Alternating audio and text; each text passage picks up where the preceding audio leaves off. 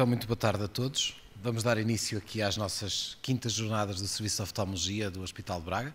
Obrigado por terem vindo. Já estamos um bocadinho atrasados, o que também não era de esperar, sendo um congresso nosso. E vamos começar então com a primeira mesa. Nós fizemos aqui um formato um bocadinho diferente no congresso. Procurámos ser o menos formais, o mais práticos possível, com coisas do dia-a-dia, coisas úteis para quem assiste ao congresso.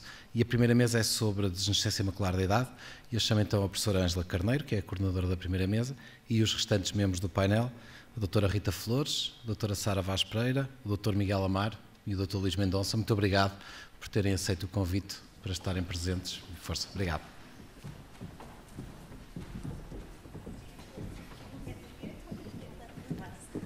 Boa tarde a todos, obrigada. Eu primeiro queria dizer que tenho muito gosto em estar aqui num painel que é das jornadas da CUF, de alguma maneira, e em nome também do Serviço de Oftalmologia, também quero agradecer o convite que também me fizeram do Hospital São João. Nós decidimos fazer um modelo de debate um bocadinho diferente do habitual, fazer uma coisa que seja relativamente mais prática e mais ativa. Vamos apresentar imagens, sobretudo, e pedir opinião sobre diagnósticos, meios auxiliares de diagnóstico e tratamentos a fazer e modalidades de tratamento, etc. Eu gostaria que as pessoas participassem, que fizessem perguntas também, e vou dirigir as perguntas aos elementos da mesa de maneira um bocadinho aleatória. Podemos passar então para o primeiro slide?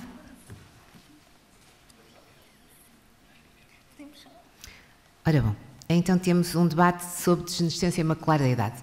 E quando falamos de degenerescência macular da idade, falamos sem dúvida do diagnóstico de degenerescência macular da idade.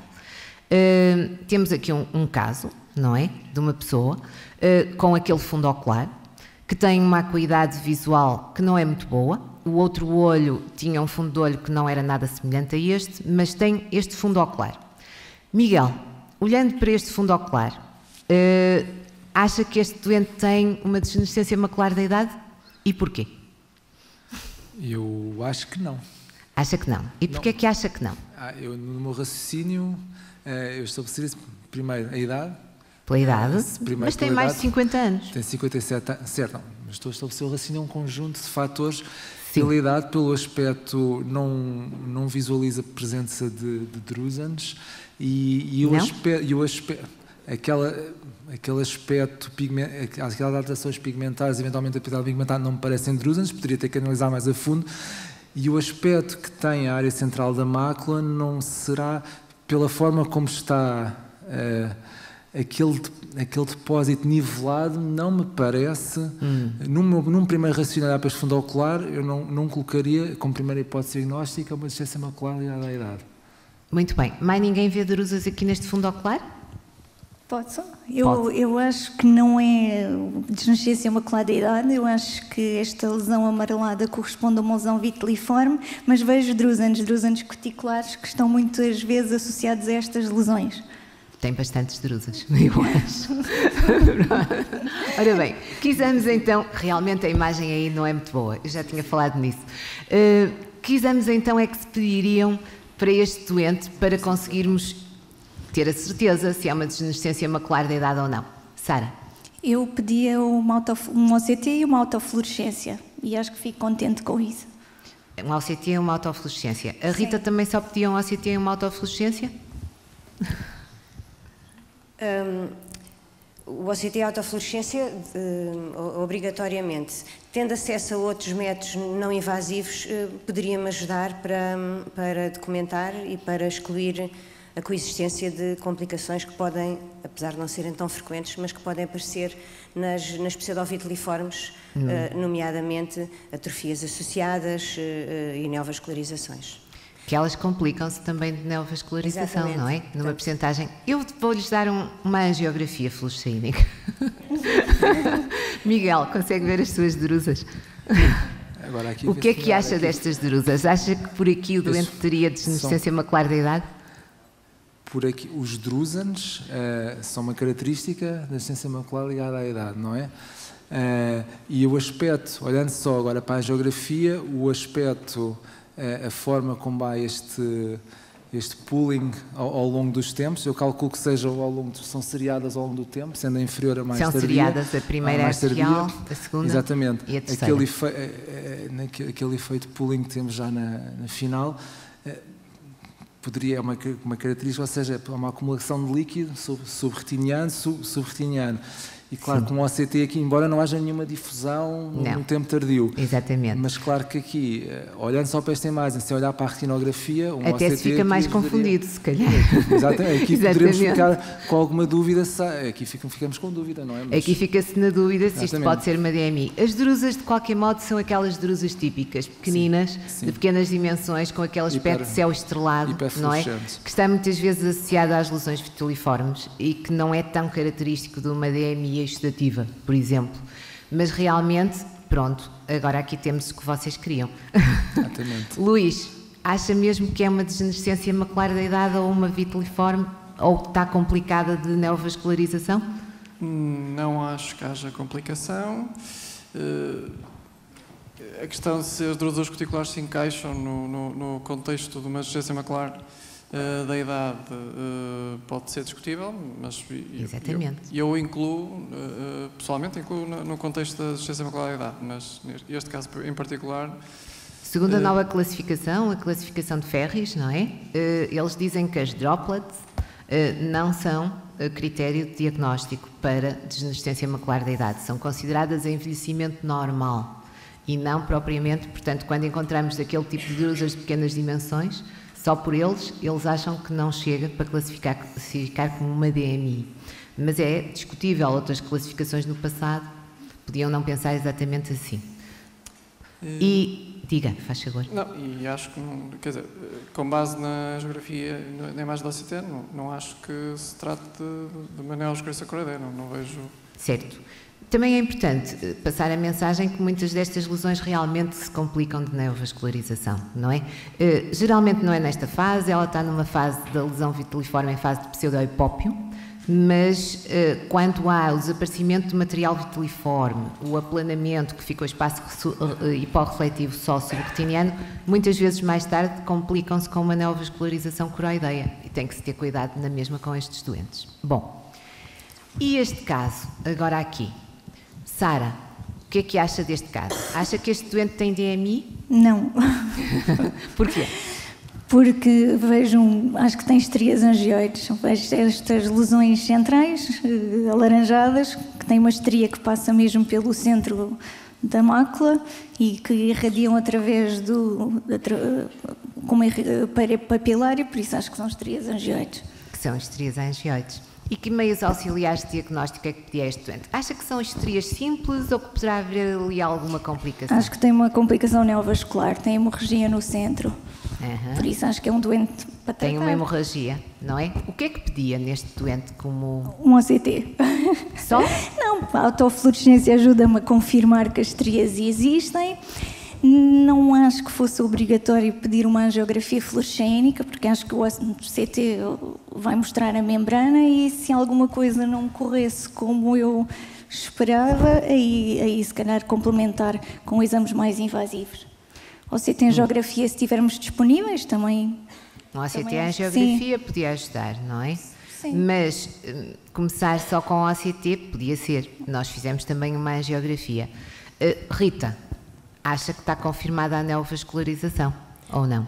Acho que sim, que está confirmada. Queria só acrescentar que nas estrias angioides, aqui, neste caso, havia hemorragia, portanto, tudo levava a conduzir o nosso raciocínio para a presença de neovascularização.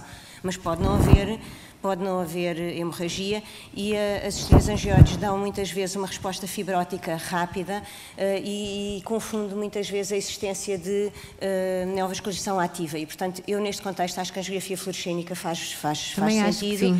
Faz sentido e pronto, e ali tem um foco neovascular na vertente nasal à fóvea, nítido, com difusão de contraste, de corante e, portanto, tem toda a indicação terapêutica.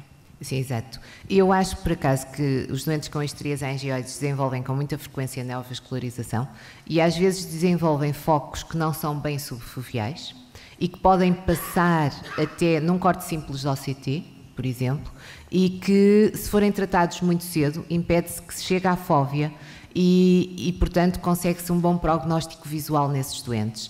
Ao passo que, se forem tratados numa fase muito mais tardia, muitas vezes têm muito mau prognóstico visual. As estrias, antes de termos anti-VEGFs, eram péssimas e agora o prognóstico delas melhorou bastante.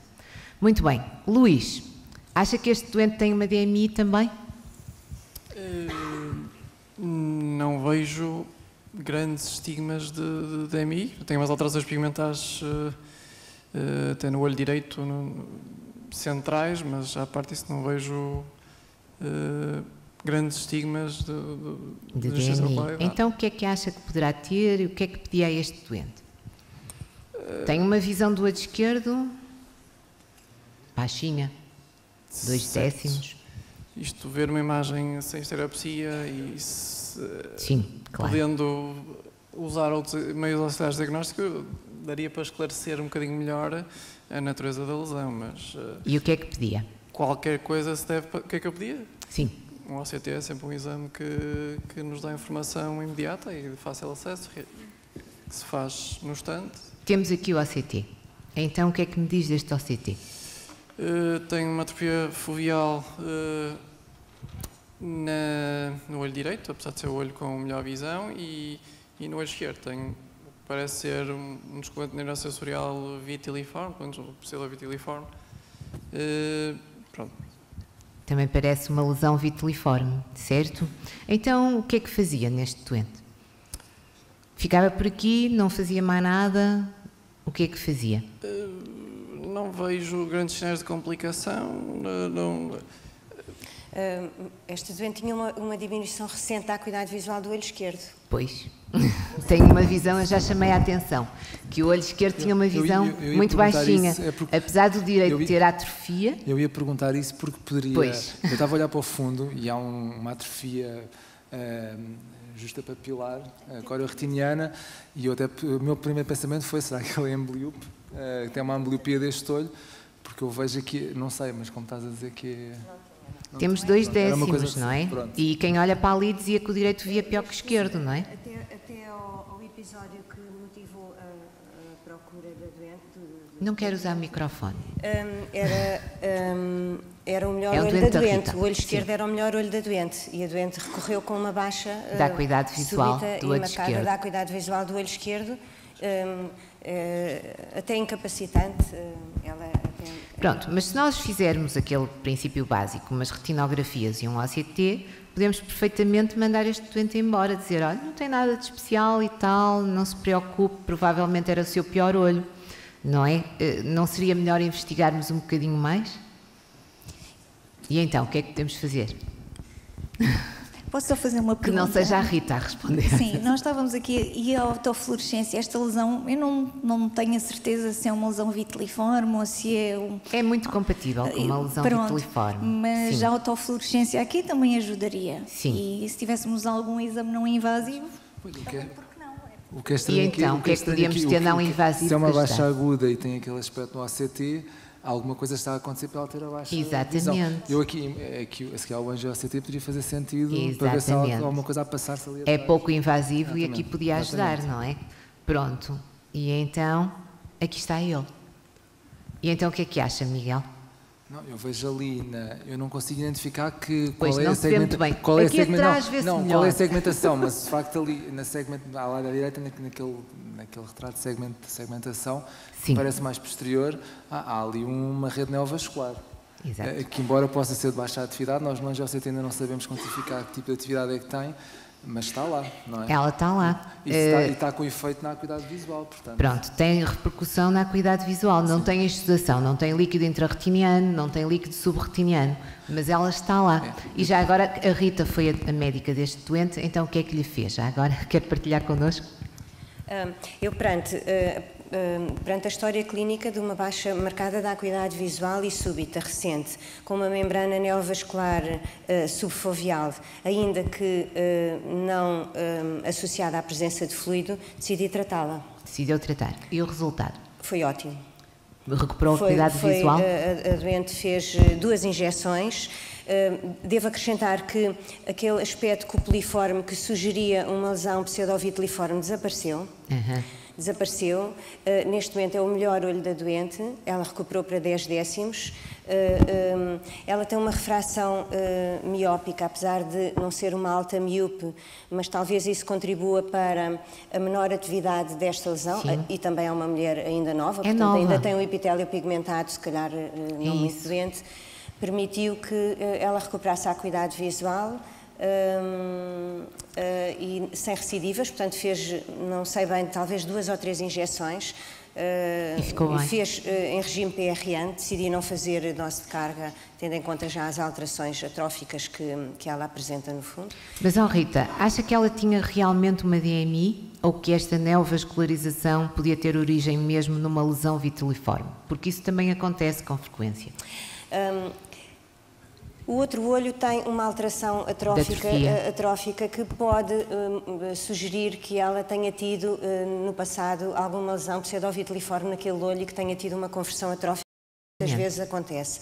Por outro lado, apesar de não ser uma alta miúpe, pode ter particularidades dos doentes miúpes que têm pequenas neovascularizações subfoveais e que não têm outras alterações da desnascência macular relacionada com a idade, nomeadamente a idade compatível, os drúsenes e tal. Portanto, aqui pode haver uma associação de fatores, mas o outro olho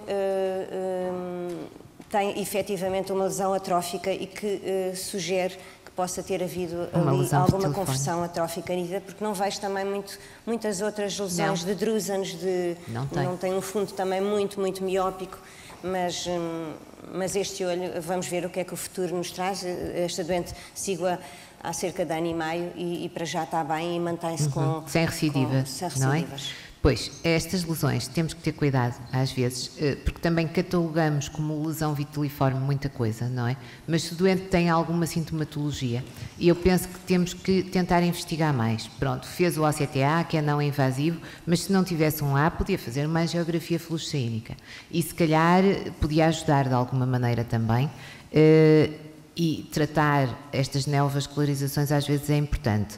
Claro que há aquela dúvida sempre se trata uma neovascularização que não está associada ao líquido subretiniano ou ao líquido intrarretiniano, mas esse problema põe-se mais para as lesões que são ocultas, que estão por baixo do epitélio pigmentado da retina, não é bem o caso daqui, e que são quiescentes, que são clínicas, claro. Exatamente, que são as tais quiescentes.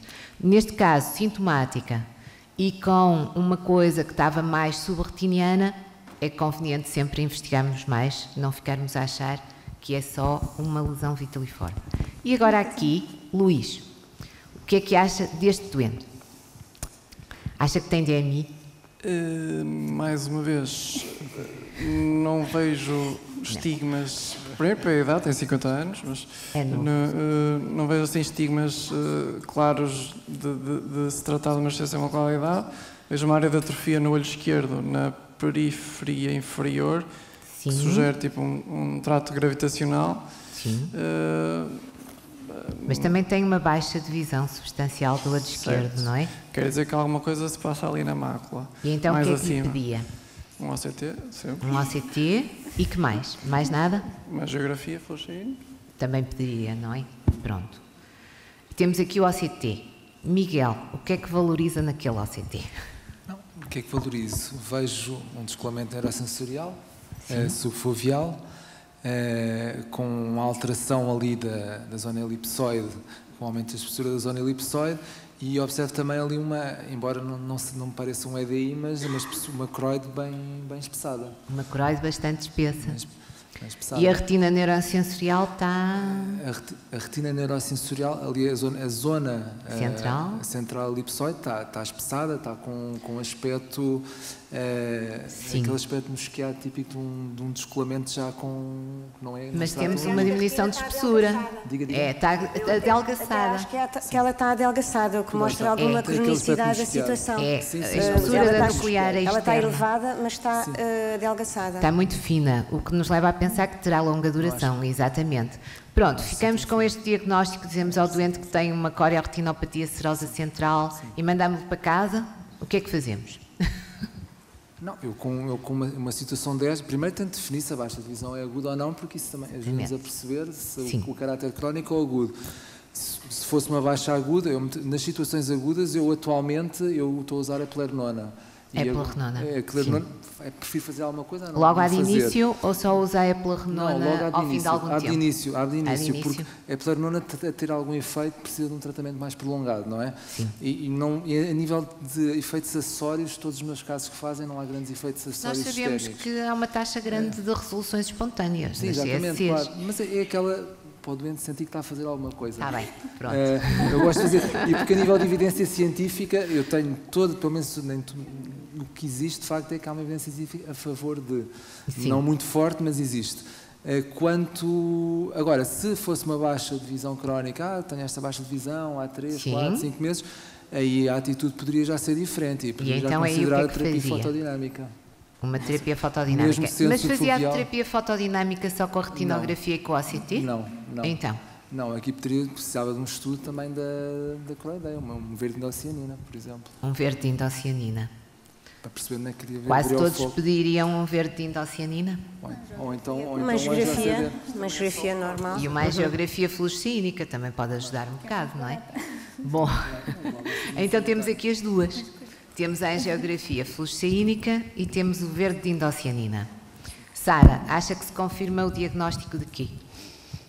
De CRCS crónica. Acho que a angiografia tem um padrão de Inkblot, que é o mais típico, e vemos aqui estas alterações, o defeito de janela dos tratos gravitacionais, e por isso acho que está de acordo, não vejo um componente neovascular assim à partida, e por isso acho que está de acordo com o diagnóstico de CRCS crónica. Mas olha, aquele verde de indocianina, aquela lesão hiperfluorescente central, acha que é mesmo só um Inkblot?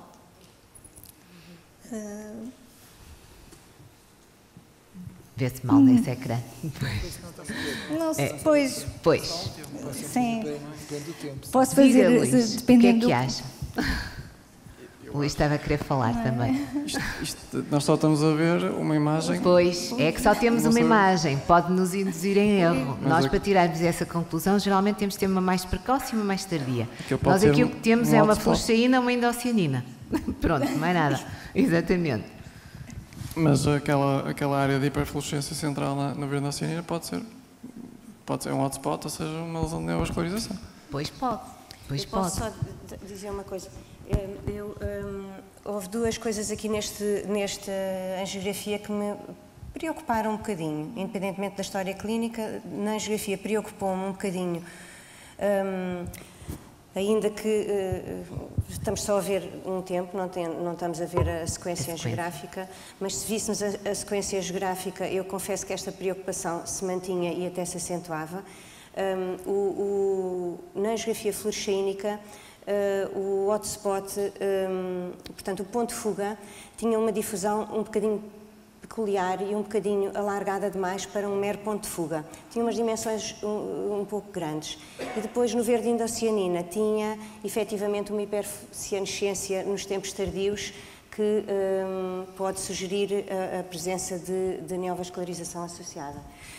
E na sequência angiográfica estas apreensões mantinham-se. Pois. Eu acho que nós temos aí a Susana Penas, está? Está. O que é que acha? Acha que aqui tinha algo que sugerisse a presença de uma neovascularização ou não? Se pudessem dar um microfone à doutora Susana, eu agradecia. Luís, um cavalheiro. Cavalheiro. Assim, então. Só que um tempo realmente é muito difícil, mas olhando para ali, aquilo não parece propriamente uma... É difícil saber se é uma placa de hiperpermeabilidade. Para já não parece bem uma placa, parece só um ponto. E o ponto tem uma correspondência exatamente igual à que vemos na angiografia fluorescênica, como dizia a doutora Rita Flores. Portanto, era uma lesão que me preocupava um bocadinho. Eu gostaria sempre de ver vários scans, sobretudo os scans do OCT, exatamente sobre aquele ponto, portanto, cortes em detalhe sobre esse ponto, para ficar mais sossegada de saber se realmente há uma elevação do EPR suspeita de ter neovasculopatia subjacente ou não. Exatamente, ir lá com o OCT, dissecar bem aquela zona, ou então, não é? se tivéssemos a possibilidade, o OCTA era excelente. Pois, e então, cá está ele. E agora, Susana, o que é que achava? Eu vejo muito mal a imagem ali do lado direito, estou a tentar perceber onde é que passa ali o scan. Igual a de lá está. Okay. Está nas cruzes, exato. Pronto, mais um motivo para ficarmos ali um bocadinho mais preocupados, parece realmente haver ali, apesar de ser uma coisa muito plana, nós sabemos que nas serosas há muitas vezes esta neovasculopatia incipiente, muitas vezes pouco sintomática, e olhamos só para o líquido, muitas vezes deixamos passar aquilo ao lado, não é? E exatamente. Só quando precisamos fazer um visitina e não funciona é que muitas vezes tentamos fazer injeções e só nessas alturas é que eles respondem. A imagem do OCTA não é propriamente das mais características de neovascularização, ou acha que é, Sara? Acho que não, e eu gostaria de uma segmentação um bocadinho mais abaixo. Acho que muitas vezes temos que nós próprios ajustar a segmentação para ver essa imagem mais detalhada. Só assim eu não consigo dizer, não diria que tem neovascularização. Acho que faria uma segmentação diferente e uma avaliação mais detalhada. E claro, integrar todos os exames que temos disponíveis. Certo. E então, a Rita, quer-nos contar o que aconteceu ao doente? Que era mais um doente da Rita. Mesmo fazendo essa segmentação, confesso que fiquei com dúvidas.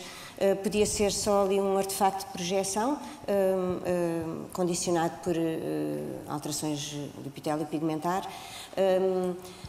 Não consigo identificar uma rede neovascular perfeita, falta-lhe aquele aspecto com dilatações periféricas, aquele buquê neovascular que é habitual vermos, falta-lhe o halo perilesional. De qualquer das formas, pronto, já todos perceberam que o doente é meu e eu decidi tratá-lo com injeções. Na dúvida, expliquei ao senhor que poder-se ter que complementar com terapia fotodinâmica a posteriori, mas que havia aqui uma lesão que poderia necessitar de um tratamento prévio. E o doente foi injetado, fez também uma série de 3 injeções e o que é um facto é que o líquido aplanou. Desapareceu o líquido e continuo a seguir este senhor e até ao momento não lhe fiz terapia fotodinâmica. Tudo bem. Vamos passar a outro caso. Isto é um caso de uma doente minha que tem 70 e tal anos. Tem múltiplas drusas no polo posterior, certo? E este é o OCT e o OCTA da doente. Miguel, acha que esta doente tem uma DMI exudativa? Esta é difícil. Esta é difícil. Eu analisando, estou a tentar perceber, eu analisando a imagem do angio-OCTA à direita, e tem a segmentação ali subepitélio pigmentar, há ali uma lesão no canto inferior esquerdo, uma lesão, um foco um pouco suspeito. Exatamente. Embora não haja líquido, e ele passa ali numa das irregularidades do epitélio pigmentado. Agora, exato, corresponde àquela zona de elevação do EPR. É extra, parece-me que é extrafoveal. Levanta dúvidas, obviamente, mas no angio-OCT aparece lá, de facto. Eu acho que realmente aquilo é um plexo. Mas eu trouxe isto de propósito. Agora, a questão é saber se o plexo está ativo. Exatamente. Ou não ativo, não é? Pronto, o problema que aqui se põe é exatamente este. A doente estava assintomática, veio uma consulta só de monitorização das suas drusas e isto foi um achado que nós encontramos no OCTA, certo? Pronto, temos ali o OCT estrutural na área da lesão. Sara, acha que está exudativa a lesão? Eu acho que a lesão existe, acho que já todos concordamos com isso. Se não tivermos atividade, nomeadamente líquido intro ou subretiniano, ainda não há uma resposta certa nestes doentes. Nós com o OCTA estamos a detectar imensas lesões, não é? Exatamente. E depois ainda não sabemos muito bem o que é suposto fazermos com elas. Mas acho que o mais consensual numa lesão extrafoveal só com um componente sub-EPR, eu monitorizava este doente. Exatamente, foi o que eu decidi fazer, porque isto é tal lesão quiescente ou subclínica, não é? Que sabemos que estes doentes realmente, segundo um trabalho feito mais recentemente no grupo de Rosenfeld, que têm um risco de progressão a curto prazo grande para uma lesão exudativa, mas nesta fase em que ela está, ela é neovascular sim, mas exudativa ainda não. E, portanto, o que temos que fazer é uma monitorização apertada deste tipo de lesões e vigiar. E é o que neste momento temos evidência suficiente na literatura. Claro que se fosse uma doente monocular, se isto fosse subfoveal, podia ser uma coisa para ponderar com o doente, mas a atitude mais correta de momento ainda é essa. Muito bem, Rita, então o que é que me diz desta senhora de 68 anos, que era monocular e que tinha 53 letras? Acha que é uma DMI neovascular ou não? E porquê? Olhando para o fundo ocular, note que ela tem alguma atrofia generalizada do epitélio pigmentar, com este aspecto tecelado do fundo. Tem umas hemorragias que parecem ser profundas, tem drúsanos e tem, entre a área macular e a arcada temporal superior, umas pequenas lesões amarelas que me sugerem, ou pelo menos admito a possibilidade de serem exudados duros. Perante a existência de exudados duros num quadro de DMI, tenho que sempre pensar na possibilidade de ter um fenótipo associado, nomeadamente uma lesão RAP, que provavelmente é o que se passa. Sim. Que exames pedia? Pedia uma angiografia, um OCT, naturalmente, e uma angiografia. Neste caso, pedia uma angiografia fluorescínica. Luís, está aqui a angiografia da doente. Acha que é uma DMI exudativa ou não? Acho que sim. Acha que sim? Como a doutora Rita disse, quer pela imagem da retinografia e eventualmente, mais uma vez, também são 2 tempos, mas levantaria a hipótese de tratar de uma neovascularização tipo 3. Certo. Acho que o OCT também pode ajudar um bocadinho, por isso... Sim.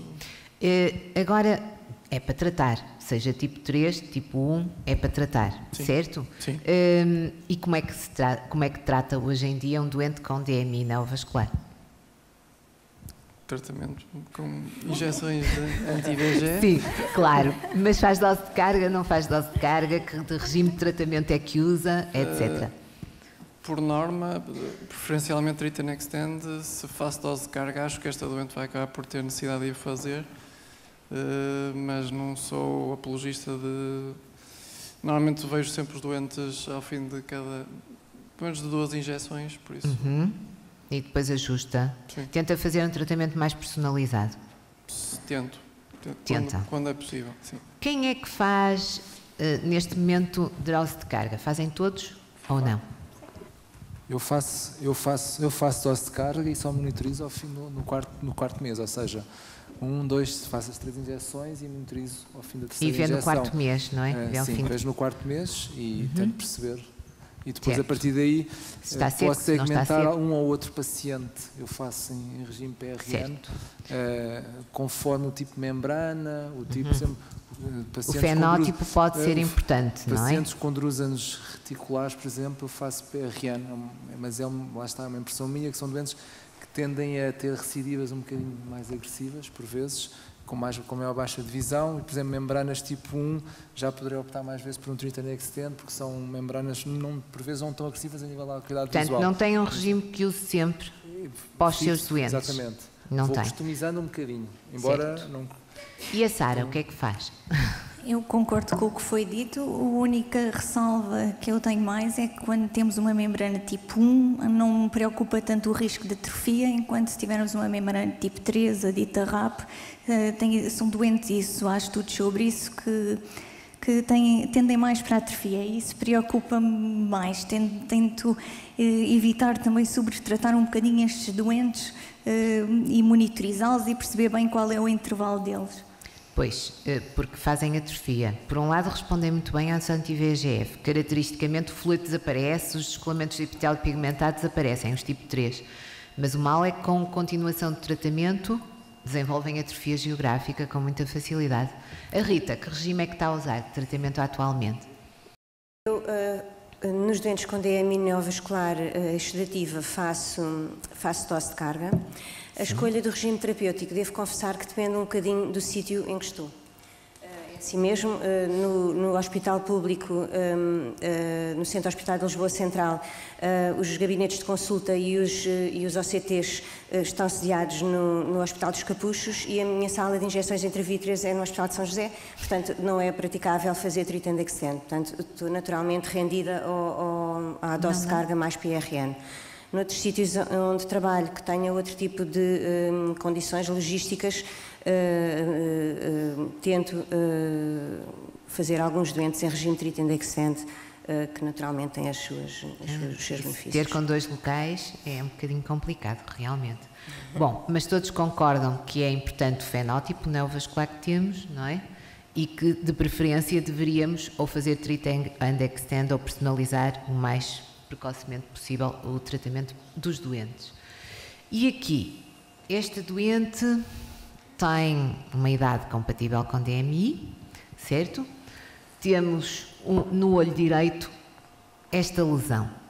Temos aqui um corte horizontal e um corte vertical do OCT. Por aqui, Luís, acha que isto é uma DMI associativa? Gostava de ver o fundo do olho. Gostava de ver o fundo do olho. Não me mandaram. Só tenho mesmo OCT. E quer ver mais alguma coisa? A ver se eu tenho? Não sei se tenho. Ficava satisfeito por começar com o fundo do olho. Pronto, não temos. Sara, não me mandou o fundo do olho. Pronto. Que mais é que poderia querer? Não, a única coisa que acho ali assim um bocadinho, que levanta assim um bocadinho mais a suspeita é que temos ali uma elevaçãozita da Brook, com um aspecto da coroide muito compacto, debaixo daqueles escoamentos de epitel pigmentado e pronto. Por isso temos só um DEP, não é? Ali visível. E então não quer mais nenhum exame?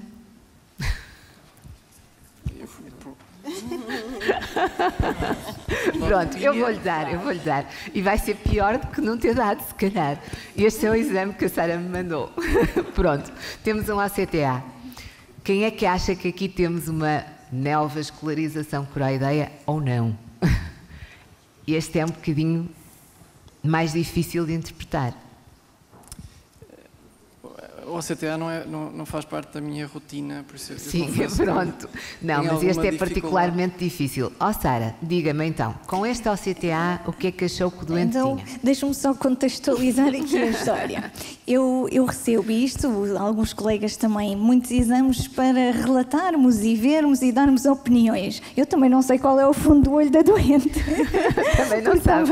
Porque a doente a história veio para um terceiro OCT, por isso a doente tinha OCTs seriados há 1 ano, há 6 meses e depois para se fazer um eventual OCTA. Pronto, a doente está estável e eu... estavam iguais os OCTs anteriores? Estavam iguais aos OCTs estruturais anteriores, não tinha OCTA anterior. Certo. Eu acho que a imagem é difícil, estou muito também no início do OCTA, não é? Há coisas que são claramente evidentes e há outras mais complicadas. Mas eu fiquei com a ideia que havia segmentando que há fluxo debaixo daquele descolamento e por isso penso que poderemos estar na situação, como no caso que já falámos, de uma membrana não exudativa.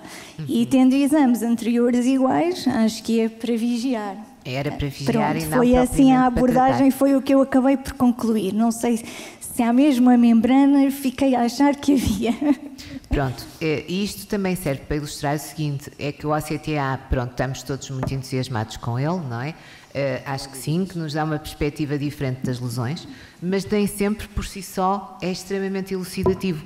Tem situações em que nos mostra coisas que de outra maneira não vemos, é verdade, mas tem situações em que, assim, isoladamente, pode ser um bocado confuso e pode baralhar mais até quase do que aquilo que conseguimos concluir. Precisamos todos aprender, acho eu, mais e conseguir mais do OCTA do que aquilo que sabemos neste momento. Não chega só para nos guiarmos no tratamento. Muito bem. Rita, e agora aqui? Temos outro caso. Portanto, temos uma evolução de junho a novembro. Exatamente. Do olho esquerdo de um doente que tem drúsenes. Sim. Em junho tinha só drúsenes e em novembro tem um descolamento, epitélio pigmentado. E uma baixa da acuidade visual. E esse descolamento do epitélio pigmentado coexiste com uma pequena bolsa de descolamento do neuroepitélio a testemunhar a sua natureza vascularizada. Exatamente. Portanto, tratava este doente. Sem dúvida. Sem dúvida. Pronto, é um caso... Sem dúvida, mas os descolamentos do epitélio pigmentado, quando são estáveis e não têm nem líquido intra, nem subretiniano, nem bolsas laterais, podem, se não houver repercussão clínica, podem ser por vezes vigiados, exatamente porque podem ser muito estáveis. Aqui, sem dúvida nenhuma, com baixa da acuidade visual, um aparecimento de um novo descolamento do epitélio pigmentado, coexistentemente com a presença daquela bolsa de líquido subretiniano, sem dúvida que tratava. E aqui temos um caso de um descolamento do epitélio pigmentado. Acha que isso interfere no tipo de fármaco a escolher ou não? Eu quando temos... Para já temos 3 fármacos disponíveis, 2 deles on-label. Eu, quando tenho descolamentos de epitélio pigmentado, prefiro o aflibercept. Certo. Todos preferem o aflibercept do painel? Ou há quem pense de modo diferente? Luís, o que é que faz? É aflibercept, o que é que faz? Depende do contexto em que estamos a ver o doente também, não é? Mas não pensando nisso... Por acaso eu aqui, eu não sei se poderei dizer, não é uma situação em que o fármaco em si me provoque... O aflibercept tem a maior afinidade e pode ser nesta redução nós sabemos que ao injetar vamos ter ali uma redução, a ter uma membrana neovascular que aparenta ter, vamos ter uma redução do descolamento. Nós não queremos também uma redução do descolamento muito súbita e agressiva. Temos sempre, embora não seja dos descolamentos de maior risco, há sempre algum risco de haver uma ruptura do epitélio pigmentado. Eu penso sempre, sobretudo quando tenho aqueles ângulos agudos ali na mácula, na zona da mácula nasal, aquele ângulo agudo deixar-me preocupado numa situação de retração do epitélio pigmentado. Pois, que há sempre o risco de uma rasgadura do epitélio pigmentado, que estas lesões têm. Prefere o aflibercept, Sara, ou usa indiscriminadamente os fármacos que temos atualmente ao dispor? Em algumas situações prefiro o aflibercept. Neste tipo de situação? Sim. Pronto, embora que a evidência da literatura se calhar não é assim tão forte como isso, nesse sentido. Pronto, há uma crença de alguma maneira. Diga. Só um comentário, isto já não tem a ver propriamente com o tratamento, é que estamos aqui a ver este caso deste doente, mas temos aqui também uma audiência. Algumas destas lesões com estes deptos serosos e líquido aparecem também com material viteliforme, e isso são estes descolamentos serosos com material viteliforme que não devem ser tratados, e o aspecto por vezes pode ser similar. Acho que devemos material também fazer viteliforme? Sim. Subepitélio pigmentado? Sim, pode. Um microfone, se faz favor. Subretiniano. Alguém fez alguma geografia a este doente? Miguel, alguém fez uma geografia a este doente? O doente é de Miguel. Sim, eu posso. Eu quando enviei este caso é porque, de facto, os descolamentos do epitélio pigmentado com este aspecto tão limpo, por vezes, podem suscitar alguma dúvida. Uma parte da história que não sabem é que eu tenho a história do olho Adelphi. E ele tinha uma RAP que se transformou rapidamente em disciforme, porque era um senhor que ia para a Angola regularmente e não cumpria o tratamento e tinha uma lesão muito agressiva do olho direito. E perante uma lesão tão agressiva do olho direito, eu também, relativamente, com esta lesão no olho esquerdo, eu não fui muito contemplativo. Poderia vigiar, mas eu tratei. E tratou? Eu tratei. Não tenho aqui a angiografia. Na altura não fiz angiografia, porque ter o historial do olho Adelphi. Aqui não fiz. E também queria só dizer 2 ou 3 coisas. Em relação ao comentário da Sara do material pseudoviteliforme. O material pseudoviteliforme, quando entra em fase disruptiva e deixa de ter uma hiperrefletividade para passar a ser um espaço vazio, uma coleção escura, situa-se acima do epitélio pigmentado. Exatamente. Eu percebi, situa-se acima do epitélio pigmentado, mas vemos muitas vezes doentes que têm esse descolamento do neuroepitélio, que tinha tido preenchimento hiperrefletivo do material pseudoviteliforme que está em fase de reabsorção ou total ou parcial, mas vê-se muitos desses doentes a serem tratados. Portanto, eu percebi o comentário que queria esclarecer, mas é acima do epitélio pigmentado. Sim. E esses são os que não são para tratar. Depois, em relação é claro que os dados que nós escolhemos na literatura são fundamentais para as nossas decisões, mas depois também há uma experiência pessoal e a experiência pessoal mostra-me que nos descolamentos do epitélio pigmentado, é claro que há casos e casos, há exceções, mas o nosso raciocínio não pode submeter-se àquela minha vizinha que reagiu bem com o Avastin, ou não sei o quê. Quer dizer, temos ou vamos à literatura ou temos que fazer da nossa experiência. Efetivamente, sem qualquer preferência clubística, noto que o aflibercept tem, de uma forma geral, mais tendência para secar o líquido subepitelial. Posso fazer? E em relação à angiografia fluorescínica e verde de indocianina, era fundamental aqui perceber, porque a existência de vascularização associada a este DEP sugere-se para aquela cúpula que o OCT apresenta, mas era de toda a conveniência saber se tem um entalhe, de que lado está o entalhe, qual é a zona neovascular. Concordo no contexto de deslocações do senhor, não ter possibilidade de fazer, e sabendo da história do olho Adelphi, daí não facilita. Eu só ia dizer, relativamente, a impressão que eu tenho é um aflibercept aqui, numa primeira e segunda injeção, aquele DEP desaparece. A ideia, eu também tenho essa percepção.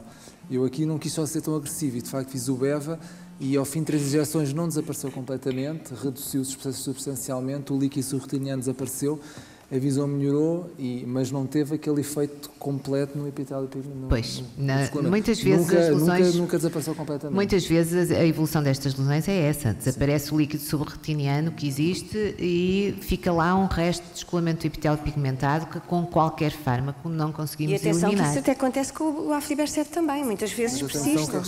Certo, claro. Sem dúvida. E o descolamento do epitélio pigmentado só por si, se não tiver outros sinais exudativos e se não estiver a aumentar, não deve ser só por si indicação para retratar, deve ser, pronto, pode-se aumentar intervalos mesmo com ele lá presente.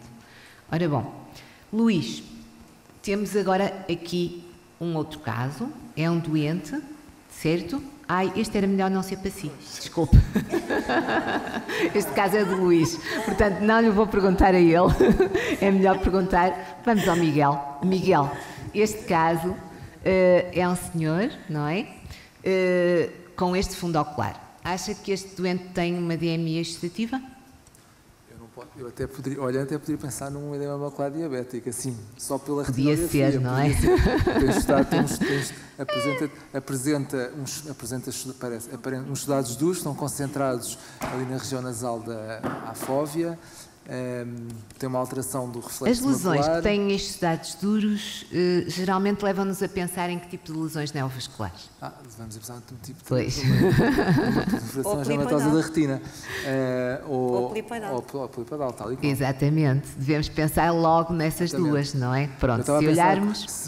Só olhando para a idade, não sabendo que estava aqui numa reunião a falar de edema macular, eu poderia pensar que está a ser diabético. Mas se fosse um edema macular diabético, para ter aquelas excitadas tinha que ter mais qualquer microneurismas, hemorragias, mais dispersos. Uma retinografia turva, com meios turvos, portanto... Mas então, acha que é uma DMI excitativa? Não há, eu teria que ter, para concretizar o diagnóstico, teria que ter mais meios. O que é que queria, então? Para ter a história, ter um fundo ocular mais, sem alteração de meios, de transparência dos meios, e pediria aqui, para completar o exame, uma angiografia e um OCT. Uma angiografia e um OCT. Então temos aqui uma angiografia fluorescínica e um OCT a passar na fóvea. E então, o que é que acha disto? O OCT, de fácil descrição, tem um descolamento sensorial e observa-se ali na região nasal à fóvea, uma irregularidade do epitélio pigmentado que aparenta haver ali alguma atividade neovascular naquela região, com um discreto levantamento, com uma discreta alteração do epitélio pigmentado, subepitélio pigmentado. A angiografia apresenta, parece-me um tempo inicial, aqui a 46 segundos, tem ali 2 zonas hiperfluorescentes. Sim. Superior à fóvea e uma inferior à fóvea. Acha que pode ser uma serosa crónica? Podia. Tem líquido subretiniano. Podia. Olhando só para o tempo inicial. E tem uma exatamente. Olhando só para os tempos iniciais, só olhando para um tempo fixo, poderia, nesta fase, pensar. Podia, não é? Sim. Até parece ter alguma atrofia da retina neurosensorial, não é? Foveal. Embora haja ali, mesmo nos tempos iniciais, aquele aspecto hipofluorescente ali na região foveal, da mácula, e pela idade de 73 anos já se teria algum historial do doente, não é? Mas podia ser uma crónica, não é? Podia. Não acha, Susana, que podia? Não? Porquê? Pois. Exatamente. Pois. Se fosse uma NGC secundária, mas no OCT, ter uma nova exposição secundária lacerosa. Mas pelo OCT e pela angio podia. Sim, tem um por aí podia. Mas nós começamos por ver a retinografia, portanto, na retinografia da estação lipídica nunca pode ser uma serose crónica. Uma serose nunca dá. Não é? Exatamente. Seria alguma história, com 73 anos, ou teria alguma história, não seria uma baixa altura da visão, seria eventualmente. É muito raro nas serosas crónicas, mesmo com a NVC, haver tanta exudação lipídica. Normalmente é muito raro haver exudação lipídica. É muito raro. Mesmo hemorragias, é muito raro. Portanto, eu diria logo que não. Muito bem. E querem mais algum exame auxiliar de diagnóstico? Temos duas dúvidas que ficaram há bocado por causa dos estudados. Eu gostaria de ter um mapa, eu teria um mapa do OCT. Sim, o mapa todo, não é? Naquela zona superior e inferior. Isso é importante. E o verde endocianina. E o verde endocianina. Muito bem. Ora bem, Sara, temos aqui o verde de endocianina e o ICG. Então diga-me lá o que é que acha disto. Então, o doente tem pólipos. Tem pólipos. Então vemos bem as tais duas lesões que foram faladas, são hiperfluorescentes. O OCT é muito típico daquela elevação do DEP assim mais elevado, com exudados dos pólipos, e por isso nós estamos perante uma situação, uma vasculopatia polipoide. Exatamente, caracteristicamente associado só ao líquido subretiniano, pouco líquido intrarretiniano. Sim, com uma coroide mais espessada que está de acordo e vemos poucos drúsenos, acho que está muito tudo bem. certo. Como é que trata hoje em dia os doentes com vasculopatia polipoide da coroideia? Eu trato com anti-VEGF em primeira linha. Nós sabemos, há vários trabalhos sobre isso, tanto utilizando o ranibizumab como o aflibercept, por isso eu começo sempre com uma monoterapia e depois o PDT eventualmente, convencional, com a fluência total, num tempo mais deferido, consoante... Mas o estudo Everest disse que que a terapia combinada era a que tinha melhores resultados. Mas depois temos o estudo Planet, em que fizeram, por isso no Everest, se não estou em engano, eles fizeram o PDT a todos os doentes em baseline e depois a terapêutica anti-VEGF. Enquanto que no segundo estudo, com o aflibercept, fizeram o tratamento de resgate com o PDT. E os resultados, já temos o segundo ano, mostraram que a maioria dos doentes, estando em monoterapia no primeiro ano, o esquema fixo do aflibercept, houve resolução e regressão dos pólipos em quase 80%, 90%. Não houve regressão.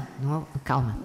Não houve regressão. Os pólipos ficaram inativos, que não é bem a mesma coisa. A regressão completa dos pólipos, mesmo com o aflibercept, não é tão conseguida como com a terapia fotodinâmica. Mas também não sabemos, certo, Luís? Sim. Mas também não sabemos qual é o interesse da regressão dos pólipos. Exatamente, pronto. Sim. Mas nós ficamos mais sossegados se não virmos lá o pólipo, porque enquanto está lá um pólipo achamos que pode sangrar, não é?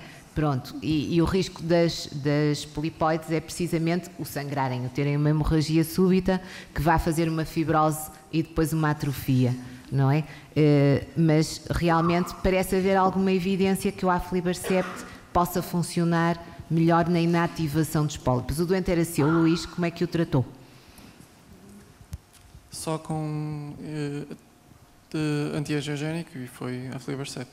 Foi aflibercept, muito bem. E resolveu? Resolveu, sim. E no caso, resolveu sim, diga lá. Isto não tem cura, não é? Vai sendo seguido, mas está estável, está... Fez monoterapia com a aflibercept. Está bom. Diga, eu Sara. acho que é importante. Eu nós temos, nem todos os sítios têm a terapêutica fotodinâmica, essa é logo uma das situações. Mas quando faço e opto pela terapêutica fotodinâmica, tento fazer um antiangiogénico próximo, para evitar alguma reação também inflamatória associada, porque às vezes o PDT também causa muita fibrose. Fibrose não tanto, atrofia mais eu acho, mas pronto, é terapia combinada versus monoterapia, acho que é a dúvida que todos nós temos agora, não é? Bom, agora temos aqui outro caso clínico. Era um senhor com o outro olho, já tinha também umas alterações de DMI exudativa e agora aqui também tínhamos, mas não estava, o outro olho tinha só drusas, não tinha uma DMI exudativa. E tinha este olho direito, que não temos as retinografias, mas temos a angiografia fluoresceínica, temos a angiografia com verde indocianina e temos um OCT. Rita, acha que é uma DMI exudativa? Sim, aqui gostaria também de ver o fundo do olho, para tentar perceber a que é que correspondem aquelas lesões hipofluorescentes temporais inferiores à fóvea, que poderão ser exudados duros e que são importantes confirmar ou não para conduzir o nosso raciocínio. De qualquer das formas, na angiografia fluorescínica parece ser uma neovascularização oculta, com difusão de origem indeterminada, e o verde não é muito esclarecedor, mas sim, parece-me que identifica ali a zona neovascular. Gostaria de saber o que é que eram aquelas lesões hipofluorescentes que não tem pólipos visíveis, não tem nem pólipos. Parece uma RAP. Não, também não parece. Pois não, mas gostaria de saber se eram exudados duros ou não. Não eram exudados duros. Não eram, pois não devem ser. Não devem ser. Muito bem. Depois o OCT. Ora bem, o OCT, sim. O OCT inicial. Pronto, o OCT confirma a existência de exudação, apresenta um DEP subfoveal e apresenta a existência de uma lesão hiperrefletiva supra-EPR, que é provavelmente a tradução tomográfica da membrana, e tem uma lingueta, uma bolsa lateral, que também testemunha a coexistência de neovascularização neste DEP. Pois aqueles pontos hiperrefletivos são frequentes encontrarem-se nestas situações. São os HFs, não é? Que ninguém sabe muito bem a que é que correspondem, mas pronto, existem uma série de lesões neovasculares e não só. Bom, o doente foi tratado com terapia anti-VEGF e nós, do nosso serviço, no São João, temos que começar sempre os tratamentos, quase sempre, se não houver pólipos, etc., com bevacizumab. E foi isso que fizemos. E fizemos 3 injeções consecutivas mensais, temos a baseline do lado esquerdo, a de cima do lado direito é ao fim de 3 meses, o resultado ao fim de 3 meses, e o de baixo do lado direito é o resultado ao fim de 5 injeções. Luís, o que é que acha da resposta ao tratamento? Está satisfeito? Não está? O que é que faria? Satisfeito, estou, obviamente, com a resolução daquela área de média refletividade subfoveal e do líquido subretiniano, desapareceu, aparentemente. Em relação ao descolamento epitel aumentado, mantém-se ali muito estável. Em relação à verdinacina, no slide anterior, não me pareceu haver assim grande difusão, portanto, por isso é que menos gostava de ver o fundo do olho, não sei bem. Querem sempre que não têm. Pronto, mas tem ainda ali um bocadinho de líquido subretiniano. Sim. Que está ali a permanecer. Sim. Entre o 3º e o 5º mês está lá na mesma. Sim. Ainda tem. Sim. Continuava a tratar? Está igual, do 3º para o 5º.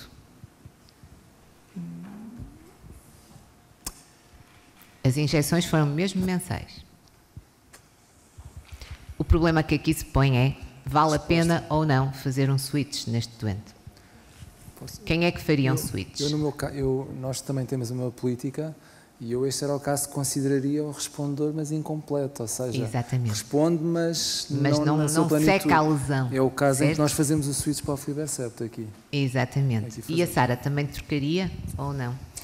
Eu ainda não tenho bem a certeza de que é que estamos aqui a falar. porque nós decidimos tratar um doente, tem um material estudativo e responde. Acho que as angiografias e o verde-indocianina, pronto, não me pareciam assim tão... Mas o doente tem aquele material, vê-se estas hiperrefletividades sub-EPR, tem um NOTCH, se calhar tinha alguns estudados, a coroide é pesada, será que não há aí rever o imaging ou repetir o imaging antes de decidirmos continuar a tratar ou não? Mas não tinha pólipos visíveis, não tinha nada, sinal de RAP. Nós fizemos o switch e desapareceu completamente todo o líquido e desapareceu o descolamento do epitélio pigmentado. O doente ficou perfeitamente bem. Pronto, e fizemos o switch realmente terapêutico. Quando fazem um switch ao fim de quantas injeções? Geralmente?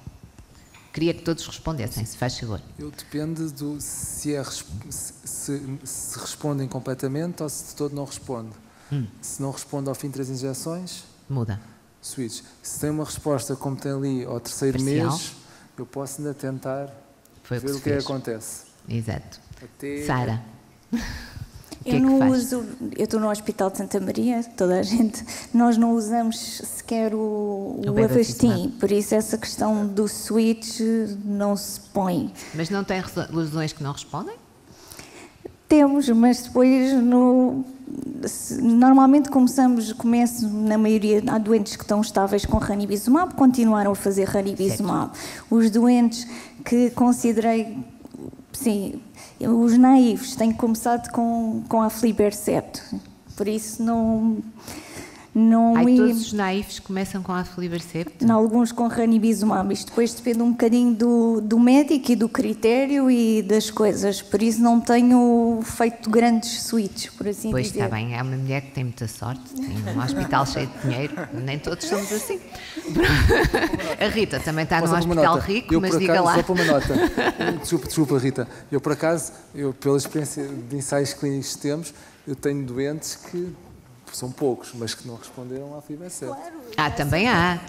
Há em doentes todos que não vão responder a nada, não é? E ficam só controlados, não? Mas mudá-los para bevacizumab não sei se será uma grande solução. Se for uma taquifilaxia pode funcionar, porque a taquifilaxia diz que basta mudar a droga para obter uma resposta. Portanto, Sara, se calhar tem que mudar de vez em quando. Tem que dizer, eu quero bevacizumab. Não, até posso passar do aflibercept para o ranibizumab, mas quantos de vós, não tenho a resposta para isso. Rita, o que é que faz? Eu acho que o switch não tem que ser unidirecional, eu acho que isso é uma ideia que temos que ter, portanto há como se fosse um gasto do efeito terapêutico de um fármaco e quando esgotamos a esperança terapêutica nesse fármaco, há que tentar outro. Não necessariamente segundo um escalão, uma escala unidirecional.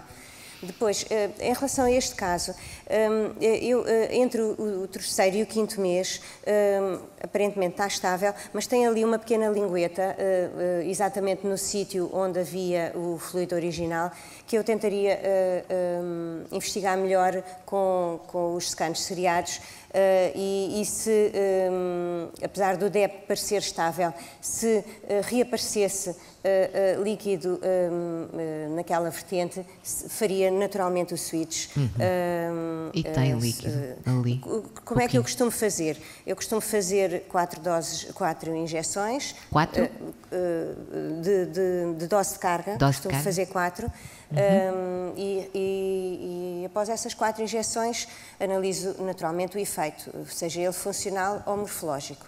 Se o doente teve efeito, ainda que incompleto, mas acho que a evolução está a ser favorável, mantenho com o mesmo fármaco. Se considero que a resposta morfológica ou funcional foi muito insatisfatória ou inexistente, então aí faço o switch. Tudo bem. Luís, o que é que faz? Tendo a ponderar o switch ao fim de 3 tratamentos mensais sem resposta e um bocadinho mais ao fim de 5 a 6 se houver resposta parcial. Parcial, está bom. É também o que nós fazemos de uma maneira geral. Bom, nós temos que acabar porque estamos quase no limite do tempo. Vamos só passar rapidamente mais 2 casos, acho eu. Neste caso, temos uma doente que estava em tratamento crónico há muitos anos, que isto é o resultado ao fim de 10 anos de tratamento anti-VEGF, certo? Já fez os fármacos todos, já fez bevacizumab, já fez ranibizumab e já fez aflibercept, e a lesão no início tinha características de ser talvez uma neovascularização tipo 3, duvidosa, mas o que é certo é que ao fim de 10 anos ainda tinha esta acuidade visual. Tem ali a autofluorescência, tem o OCT, ela de vez em quando recidiva um bocadinho. Que regime de tratamento é que fariam neste doente? Miguel. Não tem microfone.